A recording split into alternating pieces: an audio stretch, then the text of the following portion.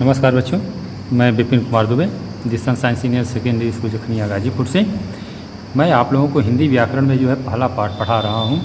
पहले पार्ट में मैं जो है आप लोगों को जो है अभी तक जो है भाषा के रूप, भारत के भाषा परिवार, उपबोलियाँ भाषाएँ, हिंदी तथा उसका परिवार, लिपि, इन सब के बारे में हम जो है आप लोगों को पढ़ा दिए हैं। भाषा के प्रकार के बारे में हम भी जो है अपनी नेक्स्ट वीडियो में पढ़ाए थे, पहले वीडियो में पढ़ाए थे।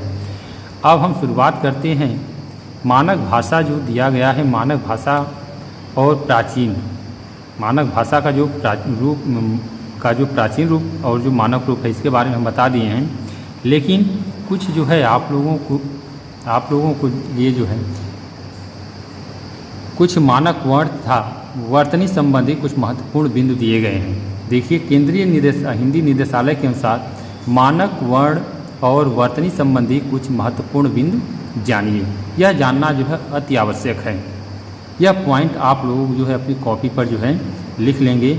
इसके बाद यह सभी पॉइंट जो है आप लोग अपनी कॉपी पर लिख लेंगे, ठीक है। देखिए क्या होता है, संयुक्त अक्षर के रूप में पंचमाक्षर के स्थान पर अनुस्वार आएगा। अगर संयुक्त व्यंजन है, ठीक है, उसका जो पंचमाक्षर अक्षर है, पंचमाक्षर का मतलब पांचवा अक्षर जो है वह अनुस्वार के रूप में हो जाता है। जैसे ऊपर सिरो रेखा होती है, उसके ऊपर जो चंद्रबिंदु या नासिक, दोनों के लिए स्थान का अभाव हो जाता है। अतएव बिंदु लगाया जा सकता है, जैसे उन्हें, मैं, अन्यत्र चंद्रबिंदु का प्रयोग किया जाना चाहिए। और जहाँ चंद्रबिंदु का प्रयोग होता है वहाँ पर जो है चंद्रबिंदु का जो है प्रयोग करना चाहिए। जैसे चांद है, पाँव है, आंगन है, इन सब में जो है चंद्राकार बिंदु का जो है प्रयोग किया जाता है। दूसरे, अरबी, फारसी या अंग्रेजी मूलक शब्दों में क, ख, ग, ज, फ से कुछ ध्वनियाँ उच्चारण में परिवर्तित हो गई हैं। केवल ज, फ अभी भी प्रयोग में है। अरबी, फारसी या अंग्रेजी मूलक शब्दों में इनका प्रयोग मानक है, जैसे जरा, फालतू आदि। कुछ शब्दों के दोनों रूप मानक हैं। कुछ शब्द ऐसे होते हैं जिनके दोनों रूप को जो है मानक रूप जो है माना जाता है, जैसे सर्दी, गर्दन आदि, ठीक है बच्चों। कुछ शब्दों के अंत का हलंत अब लुप्त हो चुका है, जैसे विद्वान में यह हलंत है, लेकिन यह अब जो विद्वान मानक रूप में लिखा जाता है इस तरह से लिखा जाता है। महान पहले जो प्राचीन ऐसे लिखा जाता है, लेकिन अब इस तरह से लिखा जा रहा है।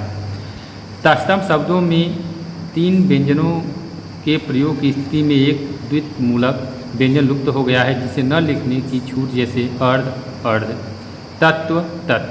जैसे देखिए इसमें से अर्ध, तत्व।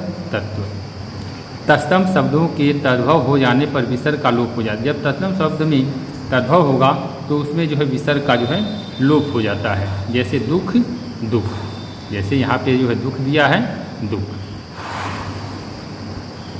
पूर्वकालिक क्रिया का प्रत्यय कर क्रिया के साथ मिलाकर लिखा जाता है। पूर्वकालिक क्रिया का प्रत्यय जो है प्रत्यय कर लगाकर जो है किया, जैसे दौड़कर, खाकर, भागकर, पढ़कर, सोकर, इनमें जो है कर प्रत्यय लगाकर जो है पूर्वकालिक क्रियाएँ जो है बनाई जाती हैं।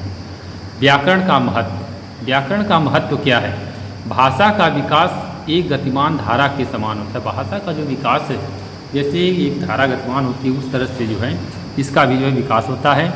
उसमें अनेक नए शब्दों एवं रूपों का समावेश होता रहता है। उसका शुद्ध एवं मानक रूप बनाए रखने के लिए व्याकरण हमारी जो है सहायता करता है। व्याकरण कहते किसको है? भाषा के शुद्ध रूप का ज्ञान कराने वाले शास्त्र का नाम व्याकरण है। व्याकरण के जो है 3 अंग होते हैं, वर्ण विचार, शब्द या पद विचार, और जो तीसरा जो है वाक्य विचार। पहला जो है वर्ण विचार, दूसरा जो शब्द वह पद विचार, वाक्य विचार। इनके बारे में हम आप लोगों को जो है नेक्स्ट चैप्टर में जो है बारी से जो है आपको जो है आगे पढ़ाएंगे, बताएंगे। और हिंदी भाषा का महत्व क्या है आज के परिवेश में, आज के समय में। भाषा की अनेक भाषाओं में से हिंदी ही सबसे अधिक लोगों द्वारा बोली व समझी जाने वाली भाषा है। आज हमारे भारत देश में जो है अनेक प्रकार की भाषा जो है बोली जाती है, लेकिन हिंदी एक ऐसी भाषा है जो अधिक लोगों के द्वारा बोली और समझी जाती है। सदा से ही यह संपर्क भाषा के रूप में प्रयुक्त की जाती रही है। यह सदा से हमेशा से जो है संपर्क भाषा के रूप में इसका प्रयोग जो है किया जा रहा है। स्वतंत्रता आंदोलन को संगठित रूप देने में हिंदी का प्रमुख हाथ रहा है। जब हमारा देश स्वतंत्रता संग्राम आंदोलन कर रहा था तो उस समय जो है सभी लोगों को संगठित रूप देने के लिए जो हिंदी का मुख्य स्थान रहा है। स्वतंत्रता प्राप्ति के बाद 1950 में जब संविधान लागू हुआ तो हिंदी को राजभाषा का स्थान दिया गया। यह स्थान हिंदी को क्योंकि 14 सितंबर 1949 को देना स्वीकार हुआ, इसलिए यह दिन पूरे देश में हिंदी दिवस के रूप में मनाया जाता है। ठीक है बच्चों, तो इस तरह से आप लोगों का यह जो है पहला चैप्टर जो समाप्त हो गया। हम आप लोगों को एक्सरसाइज का PDF जो भेज देंगे, तो आप लोग ये एक्सरसाइज कंप्लीट कर लीजिएगा। तब तक के लिए धन्यवाद। Thank you.